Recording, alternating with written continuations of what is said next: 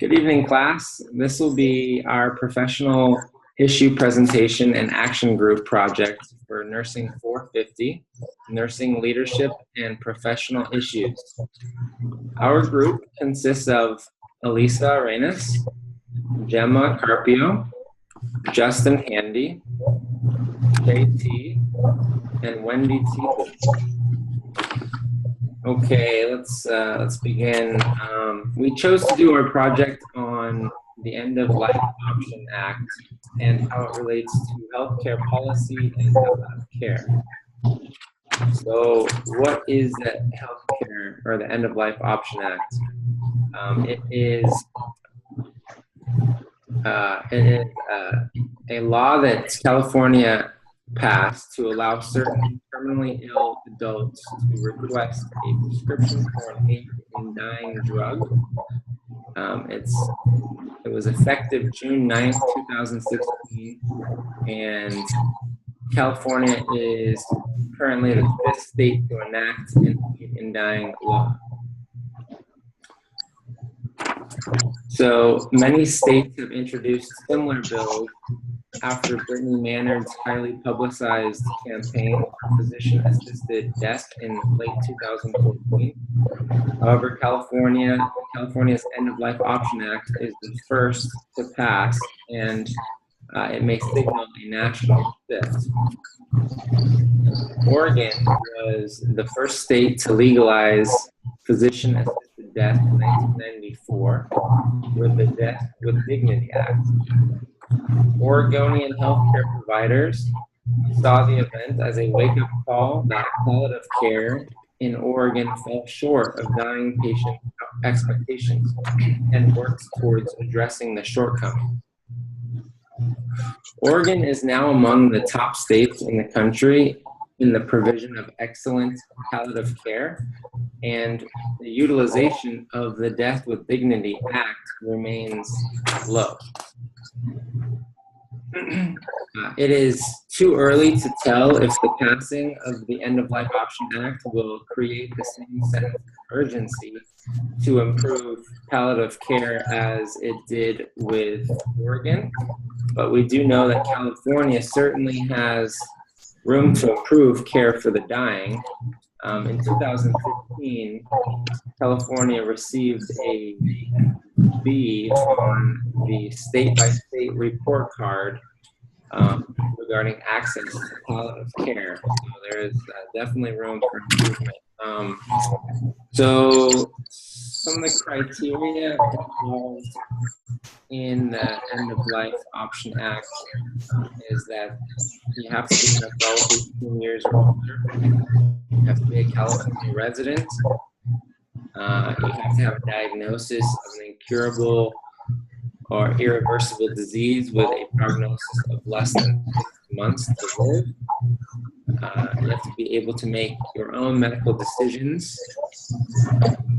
as determined by a health professional, and you have to voluntarily ask for the prescription for the aid in dying drug without influence from others. And lastly, you have to physically be able to take the aid in dying drug. So with that said, for our project, our thesis is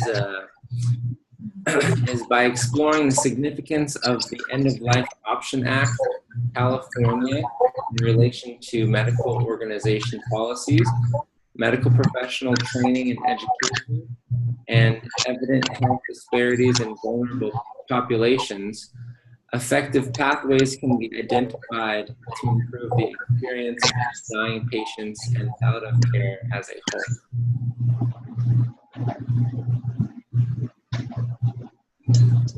So the theory we selected to coincide with the Life Option Act was the humanistic theory. This theory was created by Josephine Patterson and Loretta Zaderad. This theory focuses on the comfort of the patient and providing a compassionate and holistic approach.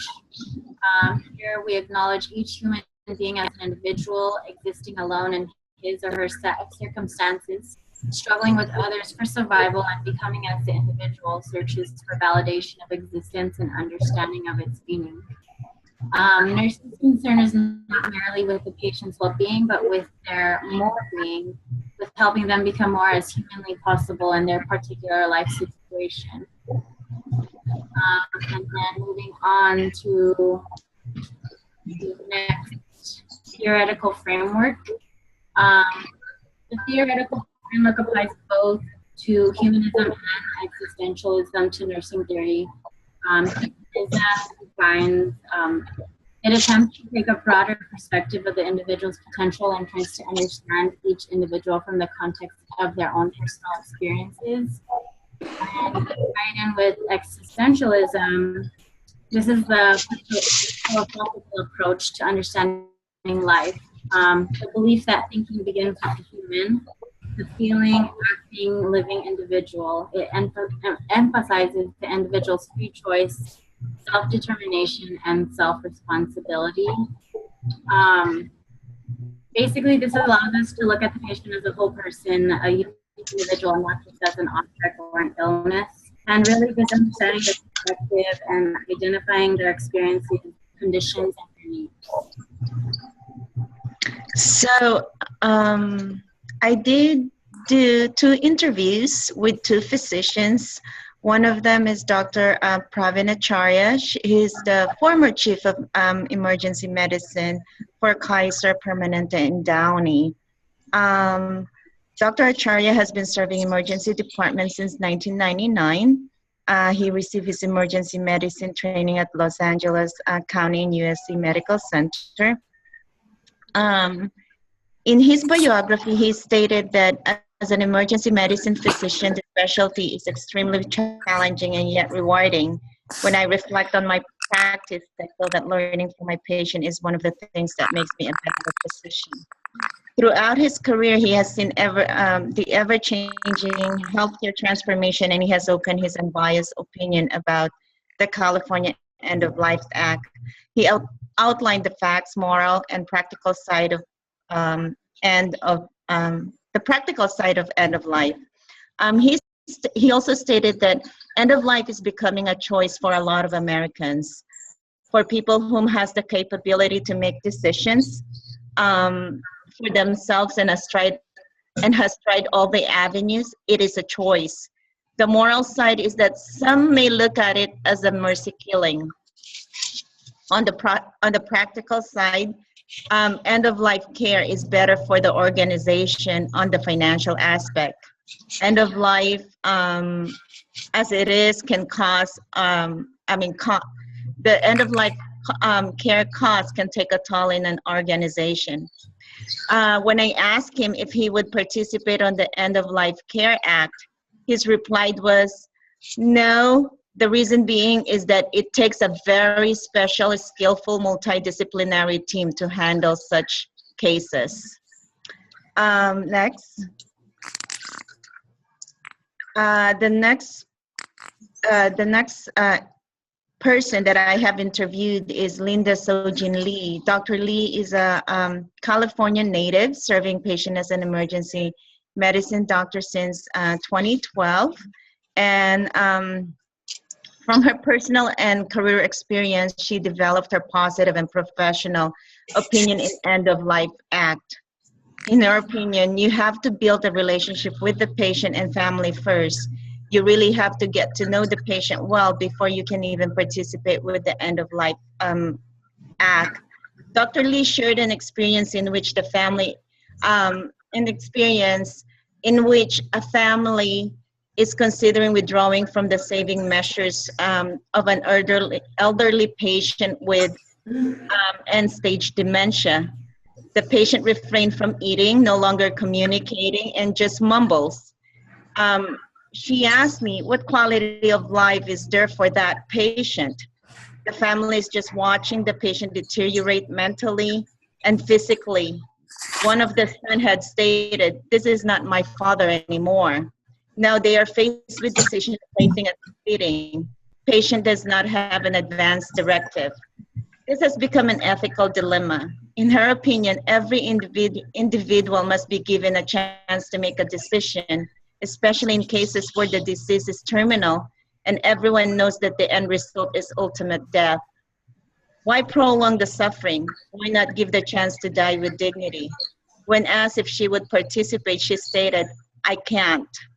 I am an emergency medical doctor." She further stated that primary care physicians are best fit for the job because you have to build, like I said earlier, you have to build a relationship with the patient and family first. And you really have to get to know the patient well before you can even participate with the End of Life Act. Next. Okay, research evidence. Let's see what the research evidence shows on how it improves the quality of healthcare. So in order to explore the significance of end-of-life care, patients and interpersonal relations must be aware of the alternative. As providers, they must be culturally aware as well. Barriers are often they often hinder the awareness, and these barriers include language, misalignment to social norms, and assumptions of goals. Due to these barriers, minorities are less likely to utilize alternatives. So in 2012, it shows that whites primarily use this option, as 81.5% would use it. But the minorities such as African American, Hispanics, Asian, Hawaiian, and Pacific Islanders are less trended to using these options, as they do not understand the options. In terms of resource, the end-of-life option could be the option to help alleviate some medical wealth. Study shows that the resources are divided into three main categories: treating the acutely ill, the chronically ill, and last year of life.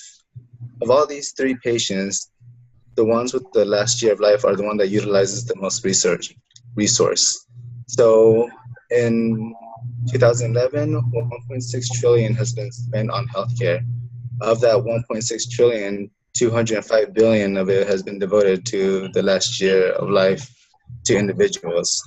In addition, 297 billion were devoted to long-term care facilities. Next.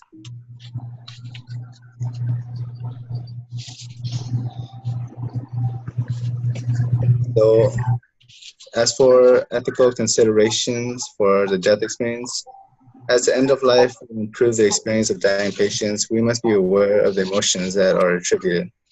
So the research shows that patients, they usually face 30% of feelings of dullness, 30% irritability, 10% withdrawal from surrounding, and 30% fear of loneliness. As it is by exploring these significances when we are able to improve the experience of death. And overall, when they decide to choose this option, their family members state that they feel 60% hopeful for a miracle, but 30% believe that the intervention helps reduce suffering. Overall, 70% of them feel as if they will make the right decision. And yeah, research shows that the end of life helps improve quality of care. For the action item that we decided to do for this issue was in order to promote our stance on the topic of the End of Life Act in California, we developed a position statement regarding the positive aspects of the End of Life Act and the need for physician education. We wanted to ensure that access to aid in dying medications is discussed with all terminally ill patients. The position statements were delivered to California Representative Kristen Olson and California Senator Kathleen Galgian. Next. So here's some pictures of the two letters that were sent to the California Congress members, and I'll read them to you again. One is addressed to Senator Galgiani and one to Representative Olson. The End of Life Option Act in California is of paramount interest to us because we are registered nurses working in California. This issue directly impacts our profession and the patients in our communities. We are primarily concerned with adequate access to the options made available by this act because not all physicians have enough knowledge regarding the options open to their terminally ill patients. Considering that the American Medical Association and the California Medical Association did not support the passing of this act, there is concern over probable lack of patient education and access regarding end-of-life options when these vulnerable patients have end-of-life discussions with their physicians. Another aspect of the same issue that may affect patient access to aid in dying medications is that there is no lawful obligation for physicians to prescribe the aid in dying medications or even to discuss this end-of-life option. Increasing physician education through ongoing educational opportunities about the End-of-Life Act, awareness as to why patients ask for the aid in dying medications, showing proof of efficacy, and increasing knowledge about the legal implications of opting in or out are all areas of focus needed for our California physicians. The resulting increase in physician knowledge will then decrease physician concerns about utilizing the End-of-Life Option Act.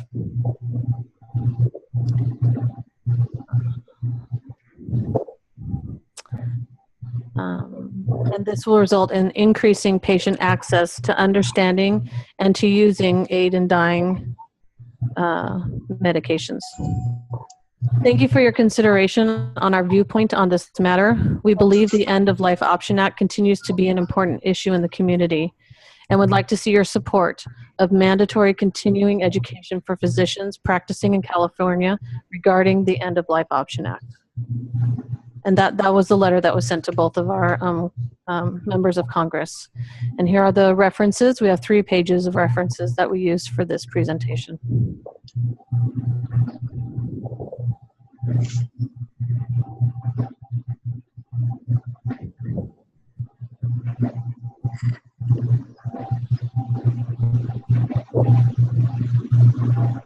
Okay, thank you very much. Thanks, everyone. Thank you. Yay!